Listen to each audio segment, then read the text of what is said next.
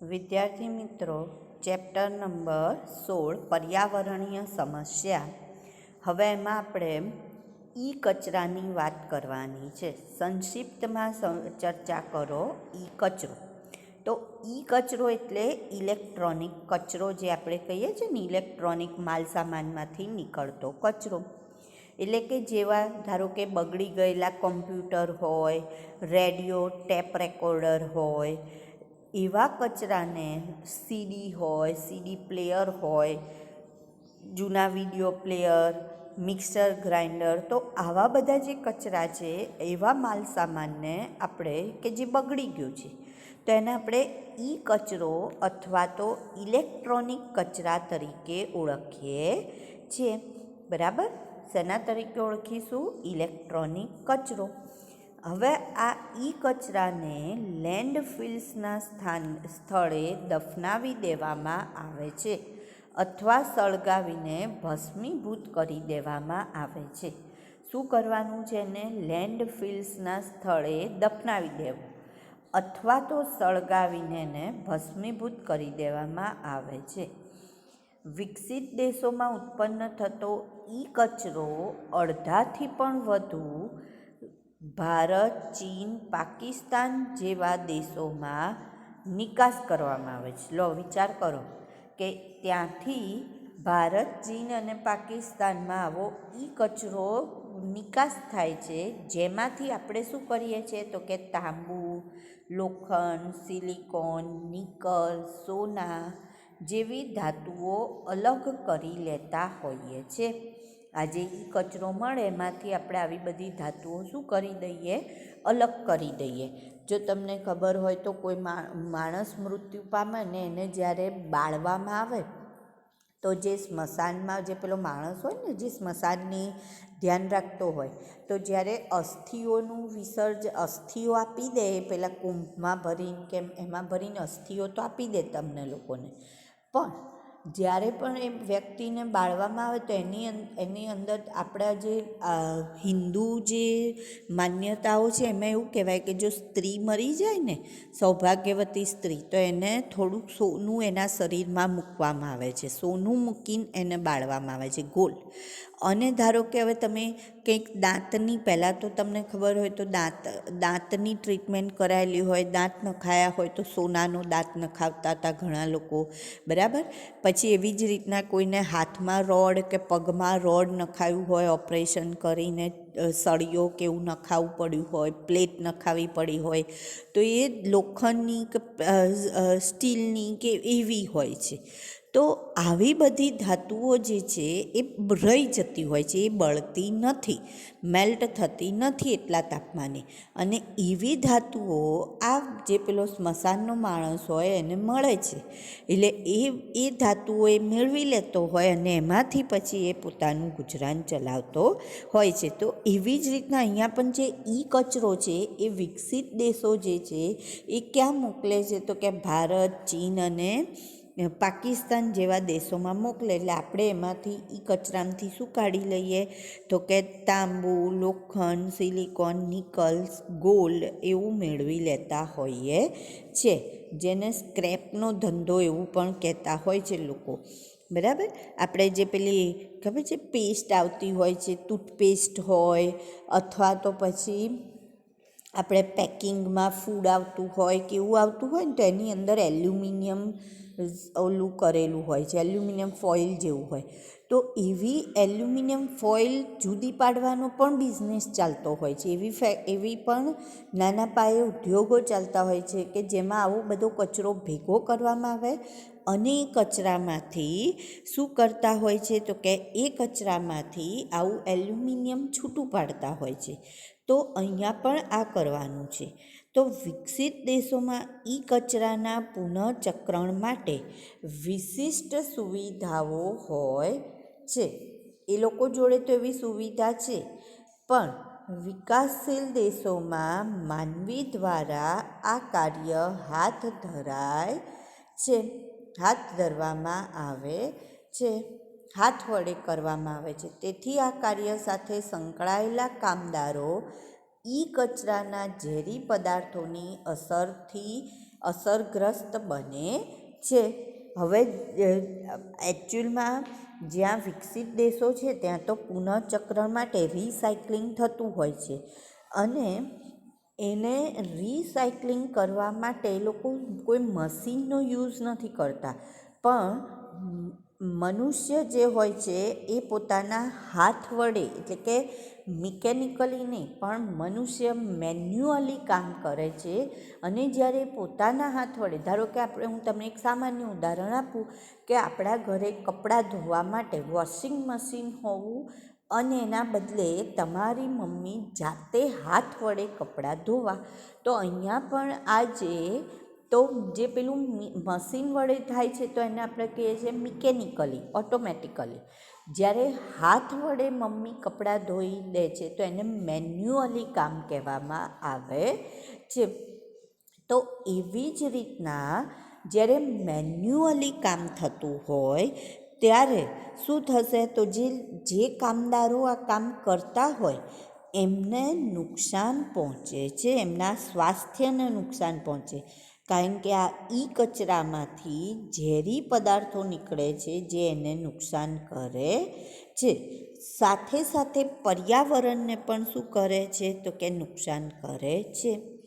હવે સૌથી મોટો જો આપણે વાત કરીએ ને તો સૌથી મોટો પ્રશ્ન પ્લાસ્ટિક છે, પ્લાસ્ટિકના નિકાલનો અને પ્લાસ્ટિકનો કચરો. તો બેંગ્લોરમાં પ્લાસ્ટિક કોથળીના ઉત્પાદન કરતાએ પ્લાસ્ટિક કચરાની વધતી જતી સમસ્યાનો આદર્શ ઉકેલ શોધી કાઢ્યો છે. અહમદ ખાન એમનું નામ છે, જેમની ઉંમર 57 વર્ષની છે અને છેલ્લા 20 વર્ષથી પ્લાસ્ટિકની કોથળીઓ બનાવે છે. 8 વર્ષ પહેલાં તેમણે અનુભવ્યું કે પ્લાસ્ટિક કચરાની સમસ્યા વિકટ બનતી જાય છે. તો એમની કંપનીએ પોલીબ્લેન્ડ નામનો રિસાયકલ પ્લાસ્ટિકનો પાવડર તૈયાર કર્યો. કયો? પોલીબ્લેન્ડ. તેને બિટુમિન સાથે ભેળવીને રસ્તા બનાવવા માટે ઉપયોગ કરી શકાય છે. જો એમણે શું કર્યું, જે પ્લાસ્ટિક હતો ને એ પ્લાસ્ટિકને રિસાયકલ કરીને એનો એકદમ ઝીણો પાવડર બનાવી દીધો. બધી જે પ્લાસ્ટિકનો વેસ્ટ આવતો હોય, ડબ્બા, બાટલી, ભંગાર જે પણ આવતું હોય પ્લાસ્ટિકનું બધું ભેગું કર્યું, એને રિસાયકલ કર્યું. એટલે પહેલાં મોટી ભઠ્ઠીમાં બાળી કાઢ્યું, બાળીને એનો એકદમ ઝીણો પાવડર તૈયાર કરી દીધો, અને ત્યારબાદ એને જે કોલસો છે બિટુમિન એની અંદર ભેળવીને એમણે એને રોડ બનાવવા માટે ઉપયોગમાં લીધો. શેના માટે ઉપયોગમાં લીધો? રોડ બનાવવા માટે ઉપયોગમાં લીધો. રોડ બનાવી દીધો. એનો ઉપયોગ કરીને શું બનાવી દીધું? રોડ બનાવી દીધું. બરાબર. અહમદ ખાને આરવી ઇજનેરી કોલેજ અને બેંગ્લોર શહેર કોર્પોરેશનના સહયોગથી બિટુમિન અને પોલીબ્લેન્ડ મિશ્રણનો ઉપયોગ રોડ બનાવવા માટે કર્યો. તેથી બિટુમિનનો જલ વિકર્ષક એટલે કે વોટર રિપેલન્ટનો ગુણધર્મમાં વધારો થયો. બિટુમિન કેમ એડ કર્યું? તો જે પાણીને શું કરે છે, તો કે શોષી લેવાનો ગુણધર્મ ધરાવે છે, એટલા માટે એનો ઉપયોગ કર્યો. નહીં તો પેલું રોડ ઉપર પાણી ભરાયેલું રહે અને સુકાય નહીં. તો કારણ કે પ્લાસ્ટિકમાં તો સુકાય જ નહીં, ભરાયેલું જ રહે, એટલા માટે. તેના કારણે માર્ગનું આયુષ્ય 3 ગણું વધી ગયું. પોલીબ્લેન્ડ બનાવવા માટેના કાચા માલ તરીકે પ્લાસ્ટિક કચરાનો ઉપયોગ કરવામાં આવે છે. હવે આ જે પ્લાસ્ટિક કચરો છે એ પ્લાસ્ટિક કચરો પહેલાં એવું કહે છે કે પહેલાં પ્લાસ્ટિક કચરો વીણવાવાળાને 40 પૈસા પ્રતિ કિલોગ્રામ મળતા હતા. હવે અહમદ ખાન દ્વારા 6 રૂપિયા પ્રતિ કિલો મળવા લાગ્યા. કારણ કે પ્લાસ્ટિક કચરો તો બહુ કામમાં આવવા લાગ્યો રોડ બનાવવા માટે. એટલે પહેલાં 40 પૈસા કિલોગ્રામ એને પ્લાસ્ટિક જતું હતું, હવે કેટલા રૂપિયે જવા લાગ્યું તો કે 6 રૂપિયા પ્રતિ કિલોગ્રામ એને પ્લાસ્ટિક કચરો જે વીણી લાવતો હતો એને રૂપિયા મળવા લાગ્યા. એટલે અહેમદ ખાને કહ્યું કે ભાઈ પ્લાસ્ટિક કચરો આપી જાઓ અને રૂપિયા લઈ જાઓ. જેમ બિગ બજારમાં ને એમાં ઘણી વખતે ખબર છે સેલ હોય છે, તો એ લોકો એવું કહેતા હોય છે કે તમારા જૂના બગડેલા ફાટેલા કપડાં હોય કે કંઈ પણ હોય એ આપી જાઓ, જૂના તમારા ટેપ રેકોર્ડર કે કંઈ પણ બગડી ગયેલો સામાન હોય કે કંઈ પણ હોય એ આપી જાઓ ને એની બદલીમાં નવા સામાનને લઈ જાઓ. તો એવી રીતના અહેમદ ખાન પણ પ્લાસ્ટિકનો બધો કચરો લેવા લાગ્યા અને એની મજૂરી કેટલી આપવા લાગ્યા, જેટલું પ્લાસ્ટિક લાવે એનું વજન કરે અને 6 રૂપિયા પ્રતિ કિલોગ્રામ લેખે ભાવ ગણે. બેંગ્લોરમાં અહેમદ ખાનની પદ્ધતિનો ઉપયોગ કરીને 2002 સુધીમાં 40 કિલોમીટર જેટલા રસ્તાનું નિર્માણ થઈ ચૂક્યું છે. અહેમદ ખાનને પોલીબ્લેન્ડ તૈયાર કરવા માટે જલ્દીથી પ્લાસ્ટિક કચરાની અછત પડવા લાગશે. એટલો બધો પોલીબ્લેન્ડ તૈયાર કરવો પડે કે જેથી હવે એમને પ્લાસ્ટિકનો કચરો પણ ધીરે ધીરે શું થવા લાગશે, ઓછો પડશે. કે ભાઈ જલ્દી પ્લાસ્ટિકનો કચરો લાવો, બીજે બધેથી પ્લાસ્ટિકનો કચરો લાવો, જ્યાંથી મળે ત્યાંથી પ્લાસ્ટિકનો કચરો લાવો તો એમાંથી પોલીબ્લેન્ડ બનાવી શકાય. બરાબર, તો આવો એક રસ્તો અપનાવી શકાય. જેમ અમે તમને એક પ્રોજેક્ટ આપ્યો હતો કે વેસ્ટમાંથી બેસ્ટ, તે શું હતું, 10મા ધોરણમાં એક પ્રોજેક્ટ આપ્યો હતો, 10મા ધોરણમાં એક પ્રોજેક્ટ હતો વેસ્ટમાંથી બેસ્ટ. તો એ શું હતું, તો એ આ જ મૂળ મોરલ હતો કે જેથી તમે સમજી શકો કે આપણે જે પણ જૂની વસ્તુઓ છે એનો ઉપયોગ કરીને એમાંથી નવી વસ્તુઓ બનાવી શકાય. હવે કૃષિ રસાયણોની પર્યાવરણ ઉપર થતી આડઅસરો વિશેની વાત કરીએ આપણે. તો કૃષિ રસાયણ અને તેની અસરો. તો હરિયાળી ક્રાંતિ દરમિયાન પાકનું ઉત્પાદન વધારવા માટે અકાર્બનિક ખાતરો અને જંતુનાશકોનો વપરાશ અનેક ગણો વધ્યો છે. હરિયાળી ક્રાંતિ જે કહીએ ગ્રીન રિવોલ્યુશન, તો એમાં પાકનું ઉત્પાદન વધારવાનું છે અને આ માટે અકાર્બનિક ખાતર, હવે જો પાક આપણે વધારે લેવો હોય તો એના માટે શું કરવું પડે, તો કે કાર્બનિક ખાતરનો તો જો ઉપયોગ કરીએ તો ઝડપથી પાક મળતો નથી. એટલે અકાર્બનિક ખાતર અને જંતુનાશકોનો વપરાશ વધે છે. જંતુનાશકો, તૃણનાશકો, ફૂગનાશકોનો ઉપયોગ વધી રહ્યો છે. આ બધા રસાયણો ભૂમિ નિવસન તંત્રના ઉપયોગી સજીવો માટે પણ ઝેરી છે. હવે એનાથી શું થશે, તો કે આ રસાયણો જે છે એ નુકસાન કરતા છે, જમીનને તો નુકસાન કરશે જ. જમીનની ફળદ્રુપતામાં શું કરે છે, ઘટાડો કરે છે. જમીનની ફળદ્રુપતા તો ઘટાડે જ છે, પણ સાથે સાથે જે જમીનમાં રહેનારા સજીવો છે એમને પણ નુકસાન કરે છે. આવા રસાયણોનું સ્થળ જ નિવસન તંત્રમાં જૈવિક વિશાલન થાય છે. શું થાય છે, જૈવિક વિશાલન થાય છે, એટલે કે વધારો થતો જાય છે. રાસાયણિક ખાતરોનો વધતો જતો વપરાશ જલજ નિવસન તંત્ર સુપોષકતાકરણ સામસામે કરી શકે છે. એટલે જલજ નિવસન તંત્ર અને સુપોષકતાકરણમાં પણ ફેરફાર જોવા મળશે. નિવસન તંત્રમાં શું થશે, જલજ નિવસન તંત્રમાં, તો કે રાસાયણિક ખાતરોના વપરાશના કારણે પાણી પ્રદૂષિત થતું જશે અને એના કારણે પાણીમાં રહેનારા સજીવો પર એની અસર થશે. લીલનું ને એનું પ્રમાણ વધતું જશે એટલે બેક્ટેરિયાની વૃદ્ધિ થતી જશે, જેને આપણે સુપોષકતાકરણ કહીએ છીએ. તો કૃષિની સમસ્યાઓ અતિશય ગંભીર બની શકે છે. હવે કાર્બનિક, તો એનો ઉકેલ શું, તો કે કાર્બનિક ખેતી. તો હવે કાર્બનિક ખેતીની વાત કરીએ તો એક પાકમાંથી ઉત્પન્ન થતો કચરો બીજા પાક માટે એક પાકમાંથી ઉત્પન્ન થતો કચરો બીજા પાક માટે પોષક દ્રવ્ય તરીકે વર્તે છે. આ રીતે સ્ત્રોતનો મહત્તમ ઉપયોગ શક્ય બને છે અને ઉત્પાદન ક્ષમતામાં પણ વધારો કરી શકાય છે. શું કહે છે? એક પાકમાંથી ઉત્પન્ન થતો કચરો, કોઈ એક પાક હોય અને એમાંથી કચરો ઉત્પન્ન થાય, પણ એ કચરો બીજા પાક માટે શું સાબિત થઈ શકે? પોષક દ્રવ્ય. અને જ્યારે બીજા પાક માટે પોષક દ્રવ્ય સાબિત થાય તો એનો મતલબ બીજા પાકની ઉત્પાદન ક્ષમતામાં શું થશે? વધારો થશે. તો આવી રીતના ઉત્પાદન ક્ષમતામાં વધારો કરી શકાય છે. હવે આનું ઉદાહરણ જોઈએ તો રમેશચંદ્ર ડાગર નામના સોનીપત હરિયાણાના જે ખેડૂત હતા, એમણે આના ઉપર કામ કર્યું.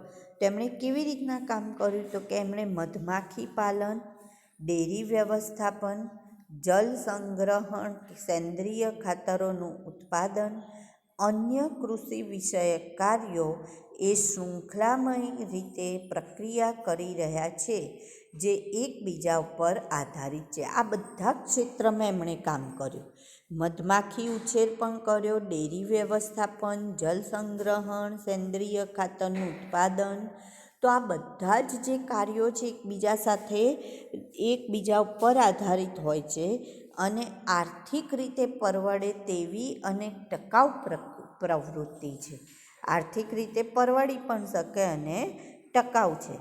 તેમાં પાકમાં રાસાયણિક ખાતરોની જરૂરિયાત રહેતી નથી. કચરાનું મિશ્રણ કરી કુદરતી ખાતર બનાવીને એવા ખાતરનો ઉપયોગ કરી શકાય છે. એટલે એની અંદર જ્યારે પણ ખેતી કરવામાં આવે ત્યારે કેવા ખાતરનો ઉપયોગ કરવાનો છે? કુદરતી.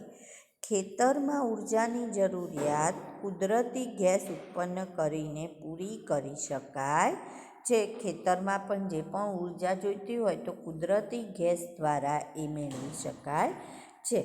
તો આના માટે એમણે પછી શું કર્યું? તો કે એક વેલફેર ક્લબ તૈયાર કરી. શું તૈયાર કર્યું? વેલફેર ક્લબ તૈયાર કરી. હરિયાણા કિસાન વેલફેર ક્લબ. હરિયાણા કિસાન વેલફેર ક્લબ, જેમાં કાર્બનિક ખેતીને માટે જેને પણ મદદ કરવી હોય, જેને મદદની જરૂર હોય કે ભાઈ કોઈ એમ કે અમારે કાર્બનિક ખેતી કરવી છે પણ અમને નથી ખબર કે ભાઈ એમાં શું જોઈએ, કેવી રીતના કરવી પડે કે આમ તેમ, તો આ જે હરિયાણા કિસાન વેલફેર ક્લબ છે એ એમને મદદરૂપ થાય છે. અને એમાં કિસાનોની સભ્ય સંખ્યા અત્યારે કેટલી છે? તો કે 5,000 છે.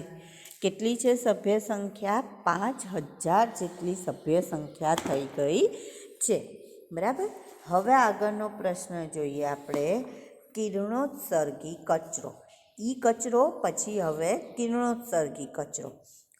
તો શરૂઆતમાં ન્યુક્લિયર ઉર્જાને વીજળી ઉત્પન્ન કરવા માટેની એક અપ્રદૂષિત રીત માનવામાં આવતી હતી કે ન્યુક્લિયર ઉર્જામાંથી વીજળી ઉત્પન્ન કરી શકાય છે.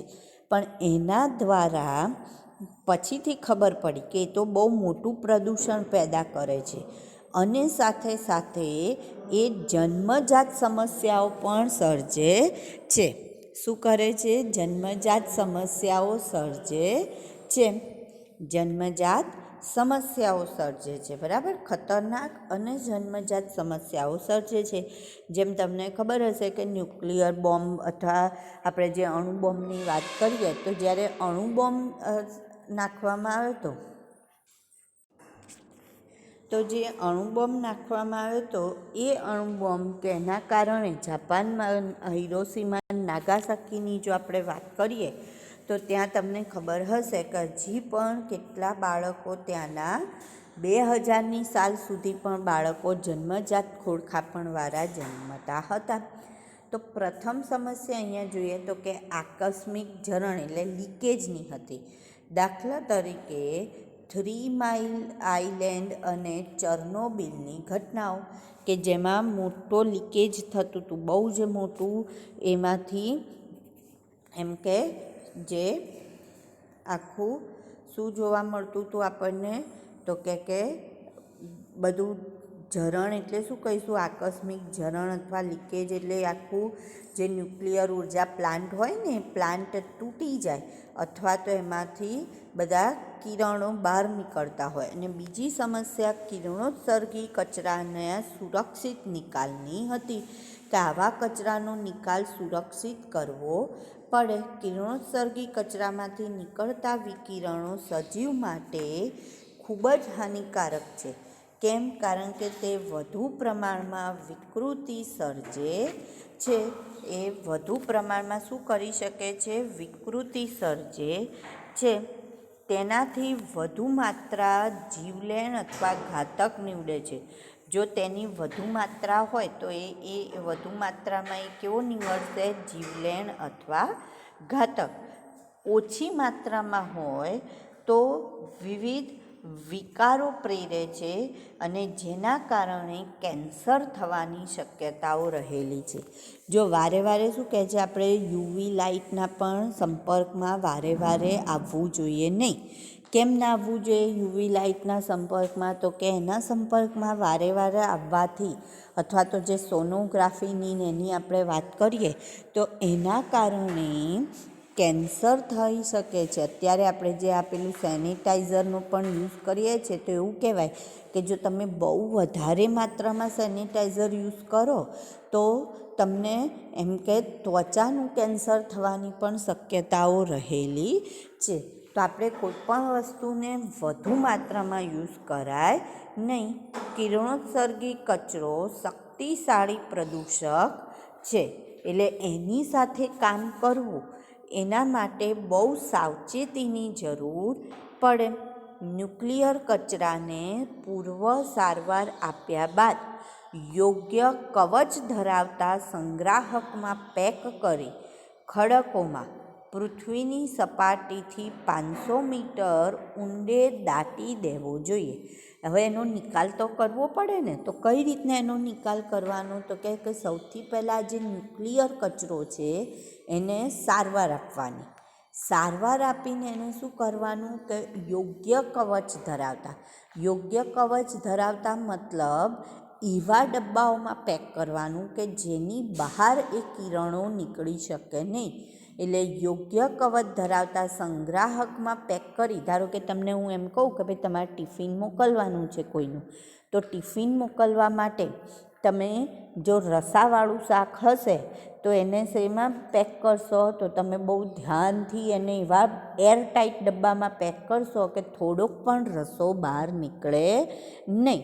તો એવી જ રીતના આ કચરાને પણ યોગ્ય સંગ્રાહકમાં પેક કરવાનું કે જેથી એમાંથી એક પણ વિકિરણ બહાર નીકળે નહીં. પછી એને કાં તો ખડકોમાં કાં તો પછી પૃથ્વીની સપાટીથી 500 મીટર ઊંડે છેક નીચે ખાડો કરીને એને દાટી દેવો જોઈએ. જો એવી જ રીતના કેન્સર માટે પણ એવું કહેવાય કે જે કેન્સરના કીડા હોય ને, ઘણા લોકોને જ્યારે કેન્સર થયું હોય ને તો ચેસ્ટનું કેન્સર અથવા બ્લડ કેન્સર, અને એમાં કીડા બહાર નીકળતા હોય છે. વોમિટ કરે તો એમાં પણ કીડા હોય, ગલફામાં પણ નીકળે, અથવા તો જેને ચેસ્ટનું હોય અને બહુ જ આગળ સ્ટેજનું થઈ ગયું હોય, અંતિમ સ્ટેજનું થઈ ગયું હોય તો એમાં કીડા ખદબદતા હોય. તો જ્યારે કેન્સરના કીડા છે તો એ કીડા જે છે એને જો બાળવામાં આવે તો પણ એ મરતા નથી. એને તમે સળગાવી દો તો પણ એ મરતા નથી. તો પછી એને શું કરવું પડે? તો કે એને, કારણ કે એટલી ગરમીથી તો એ નથી મરતા, તો પછી એને જમીનમાં દાટી દેવા પડે છે. બહુ ઊંડે સુધી એને દાટી દેવા પડતા હોય છે. તો એવી જ રીતના જે ન્યુક્લિયર કચરો છે એના આપણે નિકાલની પદ્ધતિની વાત કરી, પણ આ જે પદ્ધતિ છે એવું કહે છે કે એ સંપૂર્ણ રીતે સલામત નથી. ક્યારેક ને ક્યારેક તો આ જે ન્યુક્લિયર કચરો છે એમાંથી નુકસાનકારક કિરણો ઉત્પન્ન થઈ શકે છે. પછી આપણે વાત કરીએ પ્રશ્નમાં કે વૈશ્વિક ઉષ્ણતામાનમાં થતા વધારાના કારણો અને અસરોની ચર્ચા કરો. તેને નિયંત્રિત કરવાના ઉપાયો કયા છે? તો ગ્રીન હાઉસ અસર અને વૈશ્વિક તાપમાનમાં થતો વધારો. હવે ગ્રીન હાઉસ એટલે કાચનું નાનું ઘર જેનો ઉપયોગ ઠંડી ઋતુમાં વનસ્પતિનો ઉછેર કરવા માટે થાય છે. કાચ એટલા માટે લીધો કે જેના કારણે કાચમાંથી પ્રકાશ તો અંદર આવે છે અને ગરમી બહાર જતી નથી. એ કાચના ઘરની અંદર ગરમી જળવાયેલી રહે છે. તેથી ગ્રીન હાઉસ એવી રીતે ગરમ થઈ જાય છે જેમ તડકામાં પાર્ક કરેલી કારનો અંદરનો ભાગ ગરમ થાય છે. તો આ ગ્રીન હાઉસ પણ શું છે? કુદરતી ઘટના છે જે પૃથ્વીની સપાટી અને વાતાવરણને શું કરી દે છે? ગરમ કરી દે છે. ગ્રીન હાઉસ અસર ન હોત તો પૃથ્વીની સપાટીનું સરેરાશ તાપમાન 15°C બદલે ઠંડુ પડી -18°C જેટલું રહેતું હોત. તો એક રીતના ગ્રીન હાઉસ ફાયદાકારક છે, બરાબર.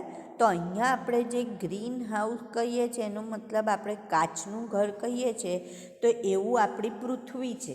અને સૂર્યમાંથી આવતા જે કિરણો છે પૃથ્વીની અંદર રહી જતા હોય, બધા જ કિરણો પૃથ્વી પરથી બહાર જતા નથી. અને જ્યારે કિરણો અહીંયા જ રહી જતા હોય તો એના કારણે શું થશે? તો કે એના કારણે અહીંયા આપણને ફાયદો થાય છે. શું ફાયદો થાય છે આપણને? તો આ જે પૃથ્વીનું સરેરાશ તાપમાન 15 છે એના બદલે -18 થઈ જાત.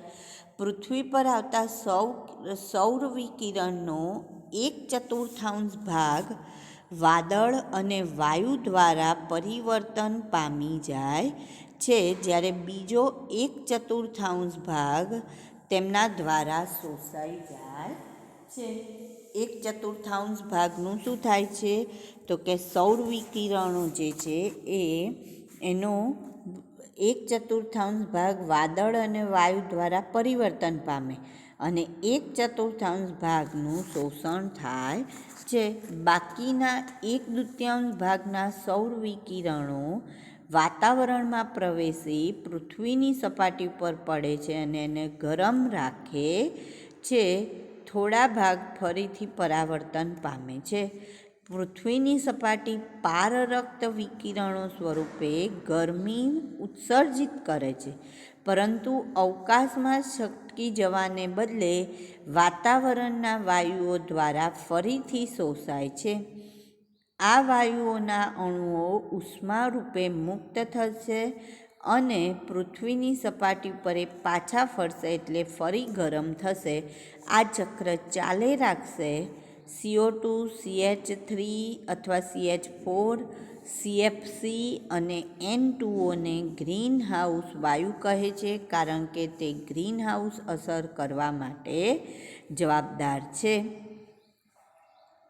ગ્રીન હાઉસ વાયુ તરીકે આપણે એને ઓળખીએ છીએ. પૃથ્વીનું તાપમાન 0.6° જેટલું વધવા પામ્યું હતું. તાપમાનમાં થતા વધારાના કારણે પર્યાવરણમાં હાનિકારક ફેરફારો થાય છે અને આબોહવામાં પણ ફેરફાર થાય છે.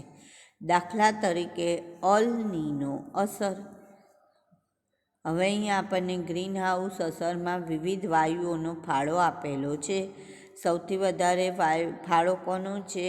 CO2નો 60%, 20% મિથેન. સૌથી ઓછો કોનો? N2ઓનો. કેટલો? 6%. અને CFC 14% એનો હોય છે. જો ધ્રુવ પ્રદેશ અને હિમાલયના બરફો પીગળી જશે તો સમુદ્રની સપાટીમાં શું થશે? વધારો થશે અને જે નદી કિનારાના અથવા દરિયા કિનારાના વિસ્તારો છે એ શું થઈ શકશે? એ શું થઈ જશે? તો કે ડૂબી જશે અંદર. વૈશ્વિક તાપમાનમાં ઘટાડાના ઉપાયો. કયા કયા ઉપાયો કરી શકાય? તો જે અશ્મિભૂત ઇંધણ છે એનો ઉપયોગ શું કરવો જોઈએ? ઘટાડવો જોઈએ. ઉર્જાના ઉપયોગની કાર્યક્ષમતામાં વધારો. જંગલોનો નાશ અટકાવવો જોઈએ. વૃક્ષારોપણ કરવું જોઈએ. માનવ વસ્તીની વૃદ્ધિ દરમાં ઘટાડો કરવો એટલે માનવ વસ્તીની સંખ્યામાં ઘટાડો કરવો, દર ઘટાડવો.